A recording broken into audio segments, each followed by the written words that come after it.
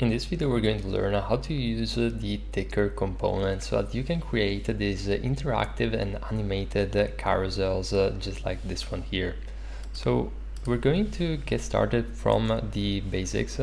And in order to create a ticker component, you simply have to go under Insert and under the Elements Interactive, you're going to find the ticker component, which you can simply drag and drop anywhere in the canvas.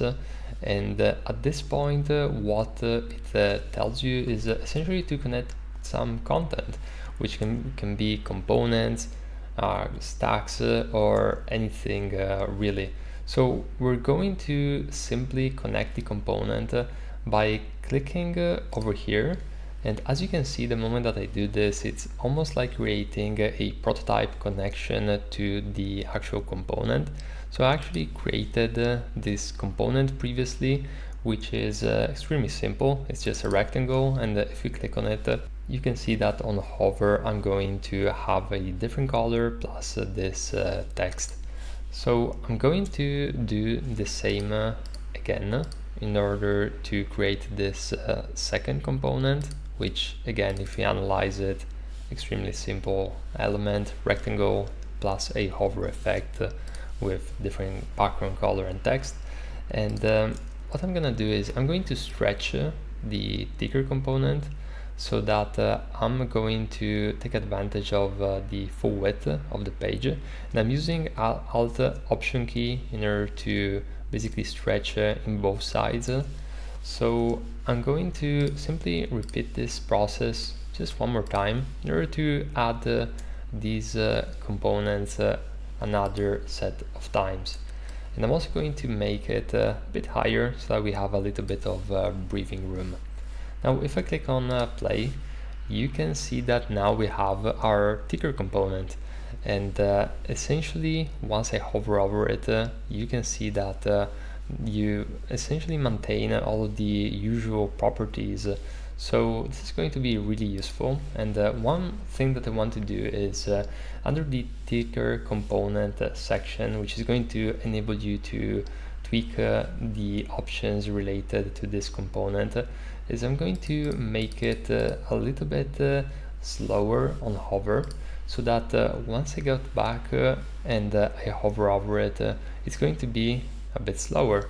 So very easy, very simple overall. And a few things that you want to keep in mind is you can change the order of these components which you linked. So for example, the first one element is called sample. So we have one, then we have sample 2, which is this one here. And I can switch the order. So if I just want the sample 2's right at the forefront, I can simply do that. And it's going to update and basically stack both of them together in this view. So very easy. And if I want to get rid of anyone at any given moment, I can simply drag them outside of this area. So this is going to give us granular options on this ticker component. And I'm simply going to undo what I did, just so we can have these elements back. I can change also the direction. So for example, if I want this to be an element which is vertical, I can easily do that. And as you can see, the properties maintain itself very easily. I can align it, I can adjust by using more or less gap. And overall, it's extremely simple, changing all these options. One thing which is quite useful is, for example, you can adjust the sizing of the components according to the parent container.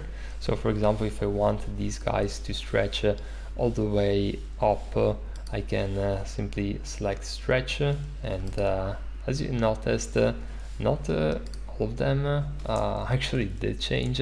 So what's happening here is I basically need to preview to see that it's not just an issue of pre-visualization. So as you can see, it's working actually pretty fine, and it won't stretch the text, so that's something to keep in mind. And overall, yeah, this is basics elements which you can tweak. And now I encourage you to take a step back and open up a Framer file and start experimenting with the ticker components. It's going to be one of those interactive elements which are going to add a really nice touch to your website and bring it to the next level.